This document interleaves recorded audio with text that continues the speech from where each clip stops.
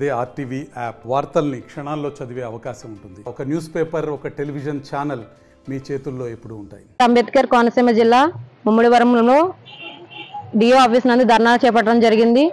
మధ్యాహ్న భోజన పథకం కార్యాలయంలో పనిచేస్తున్న కార్మికుల సమస్యపై మా సమస్యలు ఏంటంటే, మాకు 3000 వేతనం సరిపోవట్లేదు. మాకు జగన్మోహన్ రెడ్డి గారు అమల్లోకి రాగానే 10,000 వేతనం ఇస్తానన్నారు.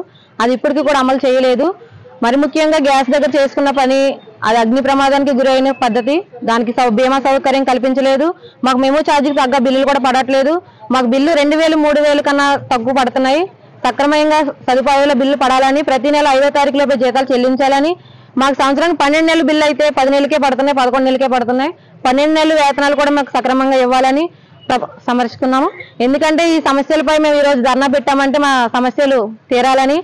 ఈ ధర్నాలో మేము ఏమైతే డిమాండ్స్ అయితే పెట్టుకున్నామో ఆ డిమాండ్స్ వెంటనే మాకు ప్రభుత్వం అమలు చేయాలని, మాకు ఇచ్చిన డిమాండ్స్ లో ఏమైతే అగ్ని ప్రమాదాలు, మాకు జీతాలు సరిపోవట్లేదు అనేసి మాకు మెమో ఛార్జీలు పెంచమని అడిగామో అవి కూడా ప్రభుత్వం దృష్టికి తీసుకెళ్లడం జరిగింది.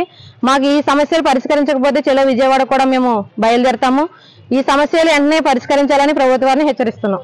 ఈరోజు రాష్ట్ర వ్యాప్తంగా ప్రభుత్వంలో పనిచేస్తున్న మధ్యాహ్న భోజన కార్మిక సమస్యలు పరిష్కరించేయమని జిల్లా డిఓ ఆఫీసుల వద్ద ధర్నాలు పిలిపించారు రాష్ట్ర వ్యాప్తంగా. అందులో భాగంగానే డాక్టర్ బిఆర్ అంబేద్కర్ కోనసీమ జిల్లాలో ముమ్మడివరం డిఓ ఆఫీసు వద్ద పెద్ద ఎత్తున మధ్యాహ్న భోజన కార్మికులు తరలి వచ్చారు. నిరసన కార్యక్రమం చేపడతా ఉన్నాం. ఆ రోజు జగన్మోహన్ రెడ్డి గారు పాదయాత్రలో మధ్యాహ్న భోజన కార్మికులకు హామీ ఇచ్చారు. నేను అధికారులకు వచ్చిన వెంటనే 2 నెలల 3 నెలల 2 నెలల మీద టైం ఇచ్చారు. వచ్చిన వెంటనే ముందు మీకు 10,000 రూపాయలు జీతం చేస్తానని చాలా హామీ ఇచ్చారు.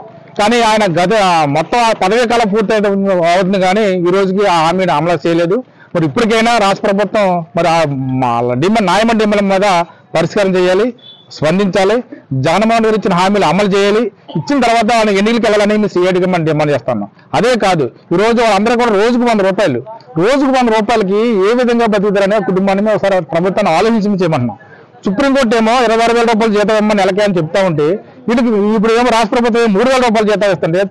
తెలంగాణ, కేరళ, మహారాష్ట్రలో ఏమో వీళ్ళకి 8,000 రూపాయలు జీతం ఇస్తుంది. కనీసం ఆ పక్క రాష్ట్రాలు ఇచ్చినట్టుగా ఇమ్మని తెలంగాణలో కూడా జీతం పెంచారు. కనీసం ఆ రాష్ట్రాల్లో ఉన్నట్టుగా జరుగుతున్నట్టుగా వీళ్ళు కూడా అమలు చేయమని అనేక సార్లు చెప్పాం. ఆయన ప్రభుత్వం స్పందించలేదు. ఇప్పటికైనా రాష్ట్ర ప్రభుత్వం వారందరికీ కూడా ఆ న్యాయమైన డిమాండ్లు పరిష్కారం చేయాలి.